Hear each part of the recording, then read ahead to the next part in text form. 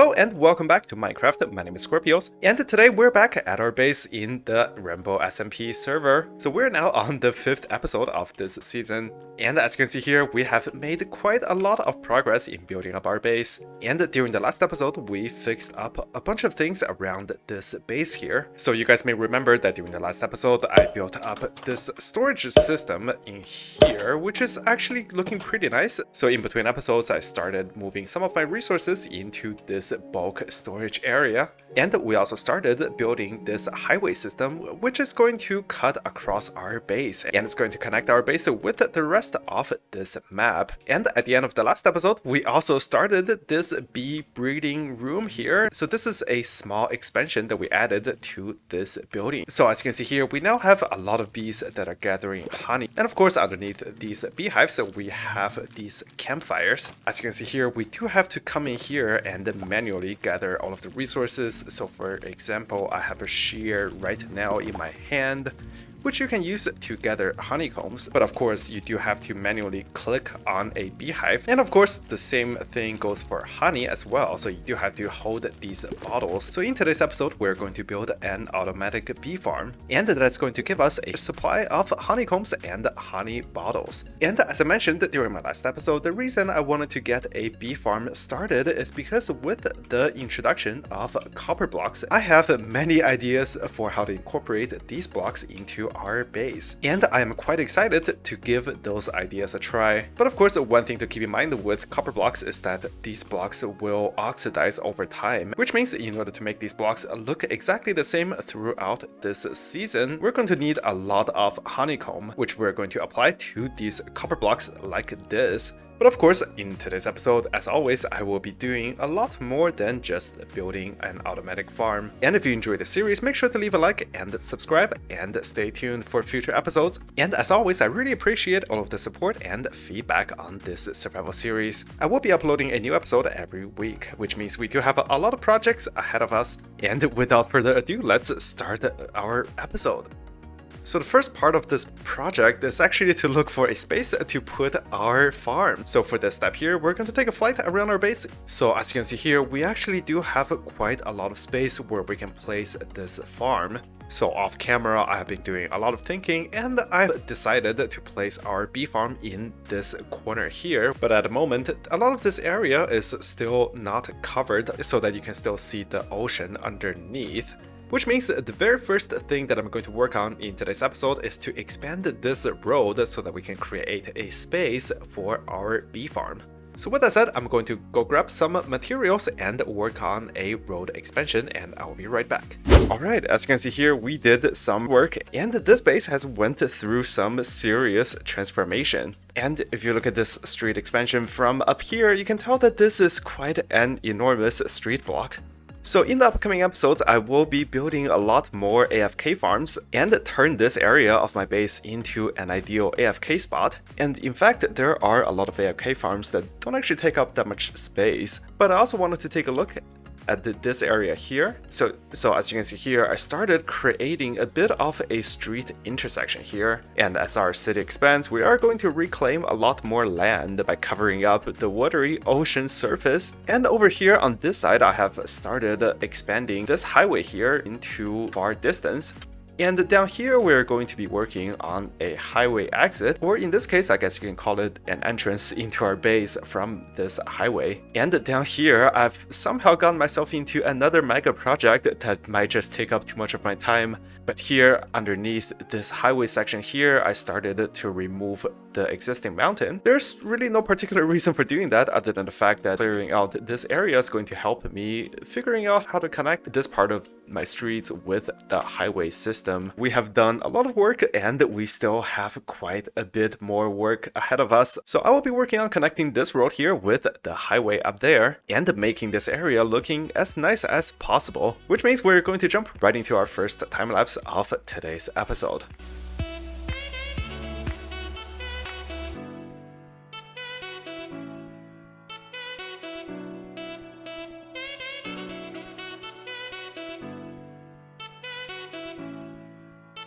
And look at this, we have made quite a lot of progress. So the next step is to build a magnificent factory building, oops, underwater, The next step is to build a magnificent factory building for this farm. I do a lot of building in Minecraft on this channel, so with our base starting to develop, this is a perfect opportunity for us to add another building in our industrial district. So I have some building ideas for this bee farm, which I'm going to try out right now. Which means, once again, I'm going to grab some materials and I will be right back. And after searching through my inventory, I came up with a build palette. So far in this season, I've been using a lot of orange color in my base. And it is quite a vibrant color. I actually do like it a lot. And for this factory here, I would like to keep the color theme going. So the very first block that we're going to use are these orange concrete blocks, and we're also going to need a block that is going to be the main walls of this factory. So here we're going to be using these stone blocks. And when I was doing test builds, I did think about doing a similar column as the ones that I used here and here and here, but unfortunately andesite blocks are actually quite rare, and so far in this season we have used a ridiculous amount of andesite blocks. I mean, just think about how many andesite blocks we used already so far in this episode, which is why I decided to use stone blocks instead. Although I think I will be using a little bit of andesite blocks just for texturing. And since we're not going to be able to build one of these large andesite, I came up with an alternative plan for building columns, and in today's build I will be using these black stones. So for this project we are going to need our stone cutter, so I'm going to come back here to my work area and I'm going to grab this stone cutter. And I feel like I should probably grab the crafting table as well, so let's grab this. And we're going to set up a temporary workstation right here, which means we're going to start building and jump into our second time lapse of today's episode.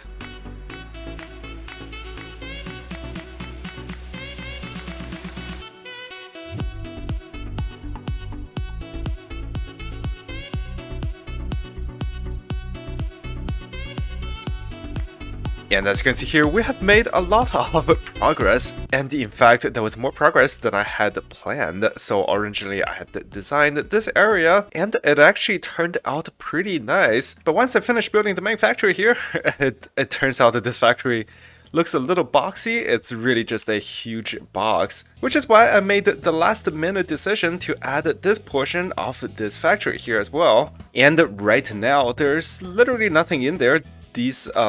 This building here is really just an empty shell, but of course having a diagonal building off to the side here helps balancing the overall look of this entire factory, which is quite fantastic. But of course there are still a few things that we still need to work on for this factory here. So the very first thing that I'm noticing here is that this factory still doesn't have a door.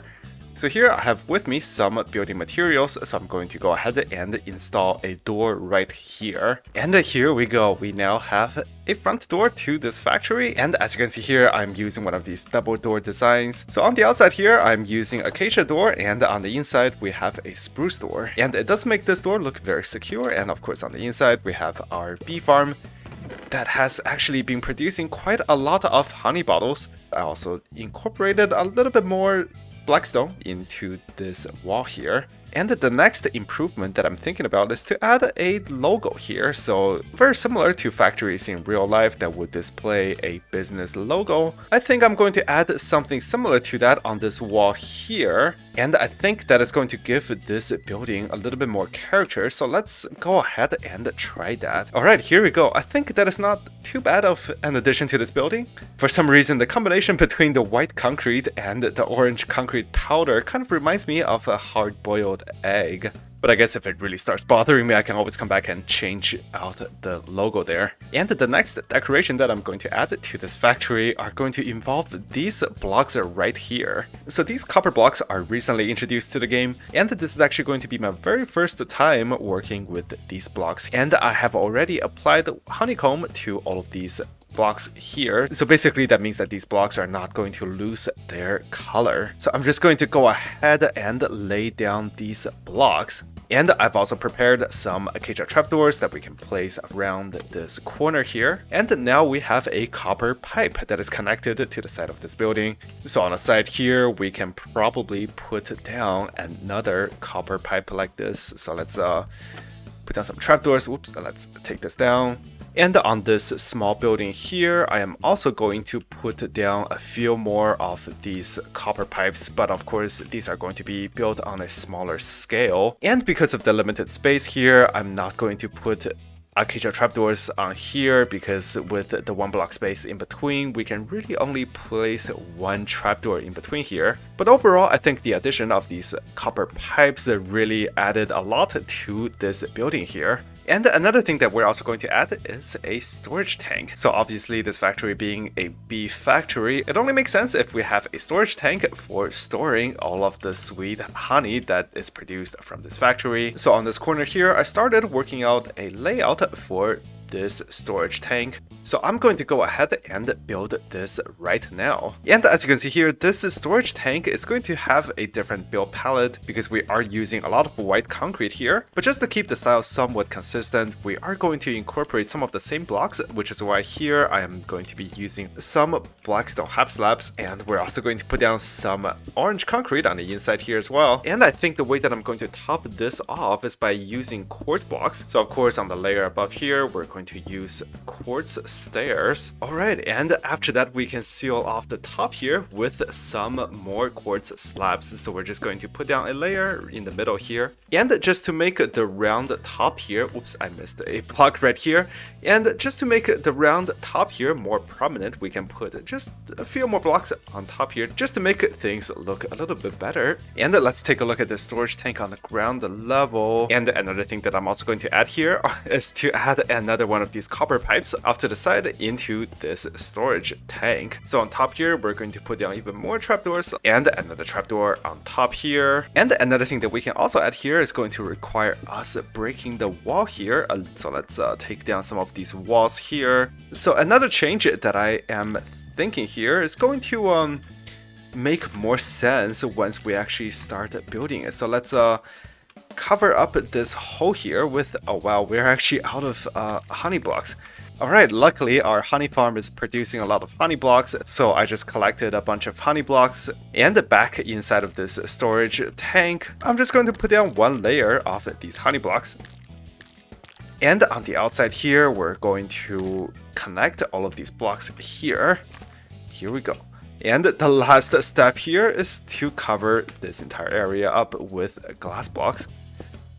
And here we go, now this actually looks like a real honey storage tank. And I think later on in the game, when I manage to gather even more copper blocks, I'm going to come back and maybe add another one of those copper pipes off to the side here as well. And the very last improvement that we're going to do in today's episode involves the roof of this factory. So as you can see here, right now, this roof is completely flat. There's no decoration on here whatsoever. So the very first thing that we're going to do here is to create a roof access point. And that is simply going to be a tiny room on top of this roof here. So let's go ahead and build that up. And it does look like I forgot to bring a door. So this is not really going to provide real roof access because there's no door here, but that is okay because that's something that we can come back here later and fix up. But of course, just like a real factory, we're going to put some stuff on top here just to make this look more realistic. So here I'm going to put down some bone blocks. And on top here, we're going to put down some rails just to make this look like one of those, I'm actually not quite sure how to call them. And off to the side here, let's also add these.